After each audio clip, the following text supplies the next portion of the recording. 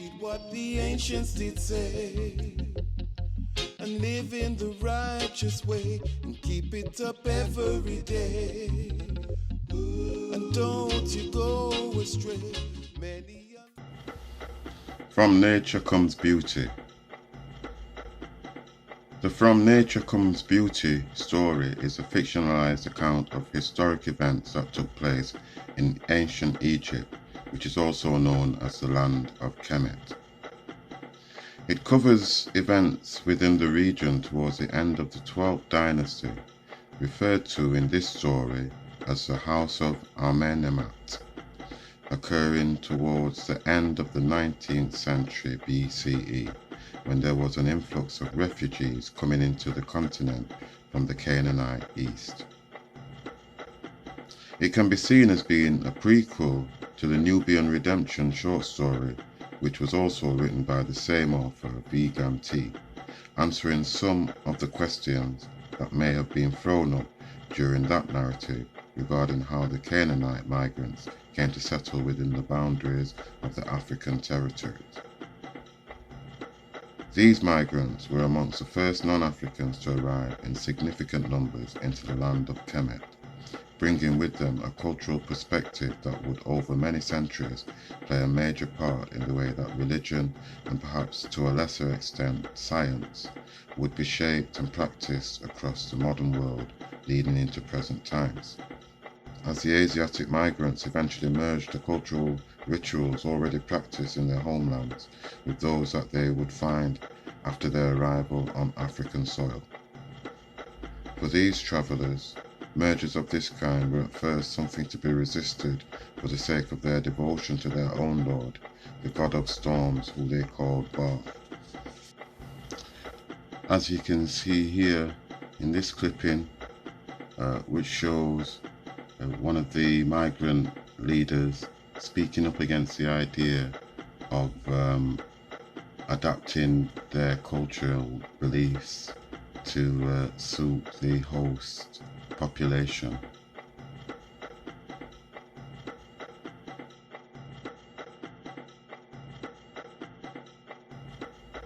And here we have an image of their god, Baal, who is the god of war and thunder.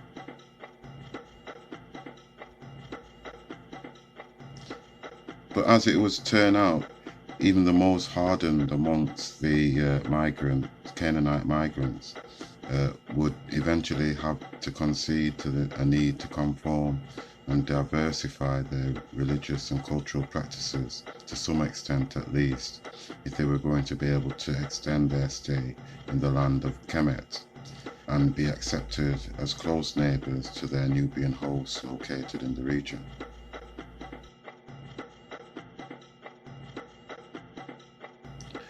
The underlying theme of this story is cultural diversity within a functioning society, and the different responses that come from the locals when communities of strangers are driven to make a sudden and unexpected appearance inside of their recognized territories.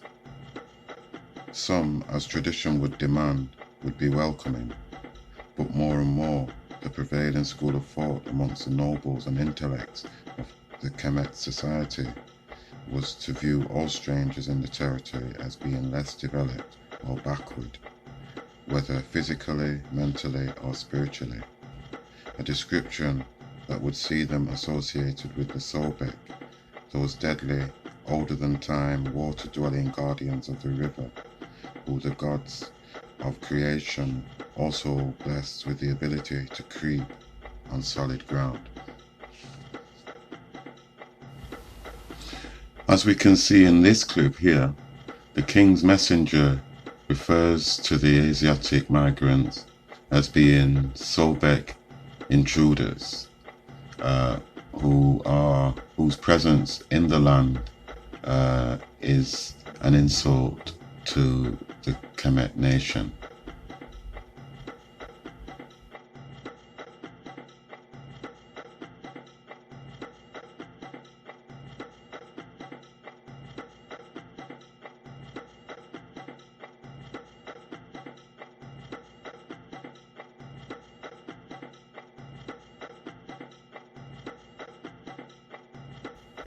In the story, the crocodiles are called spirit dragons because of their ability to suddenly appear from out of nowhere with deadly force. Although being deified by the Nubians ensured a place of respect for the smiling reptile amongst the people, it didn't stop them from being ridiculed for the characteristic clumsiness of what was essentially the first creature to creep out of the water onto solid ground. During that turbulent time before time, after the highest mountains first began to poke their heads above the watery shield covering the entire planet.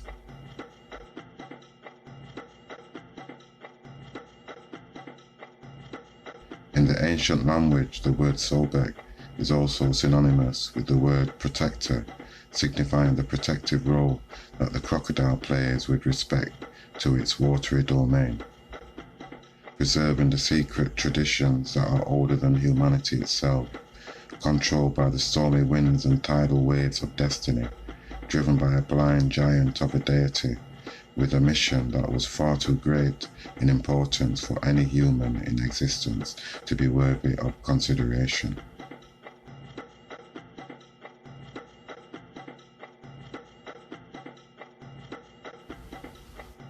This clip from the story describes the protective role that the crocodiles played in relation to the river.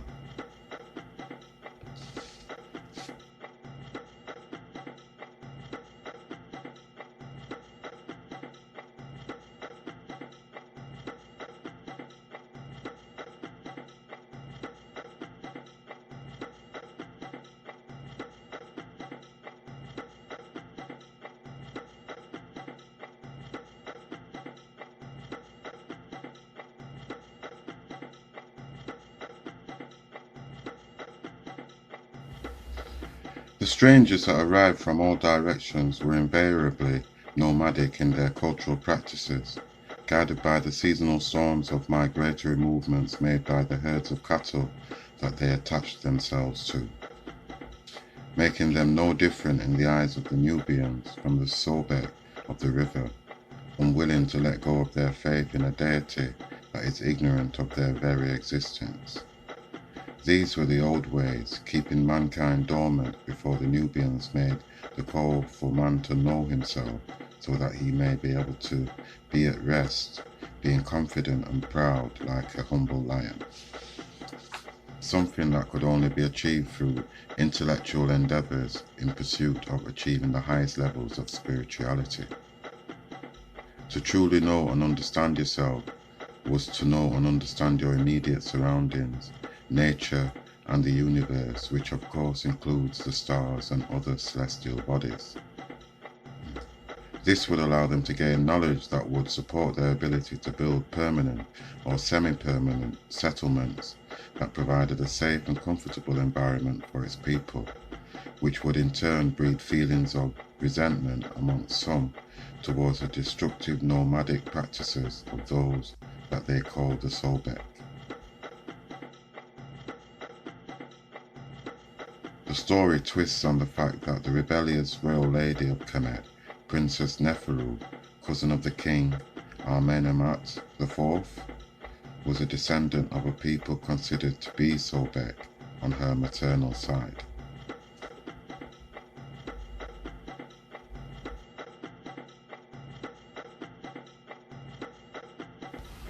In this clip from the story, we have a description of Princess Neferu's ancestral background as it is depicted within this storyline.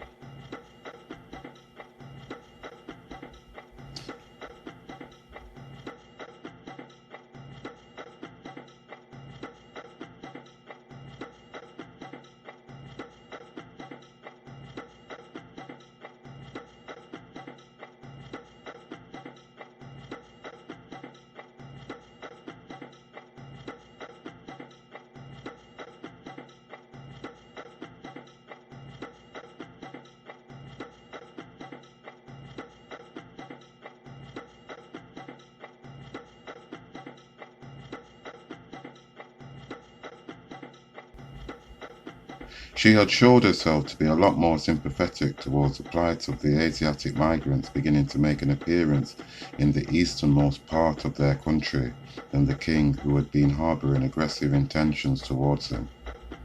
She had even begun openly displaying her reverence for the god Sobek in defiance of the king.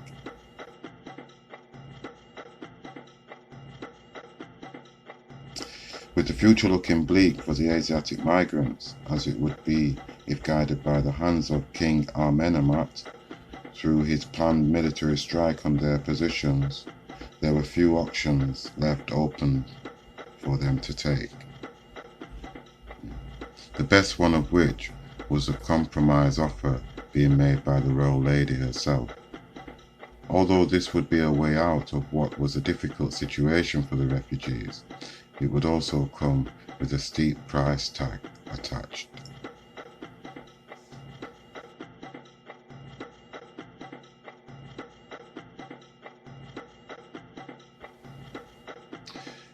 If you would like a copy of this short story, you can go to our Facebook page, which is at facebook.com/Saturn7Meds. Scroll down on that page until you get to the From Nature Comes Beauty post, and in the comments you'll find a download link where you can click on to get a free copy. Okay, thank you.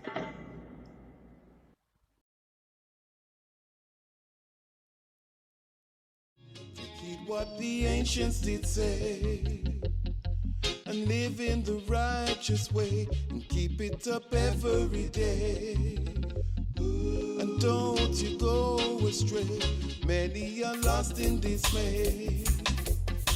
That's why they cannot stay, by your words you must get paid. And if not, you're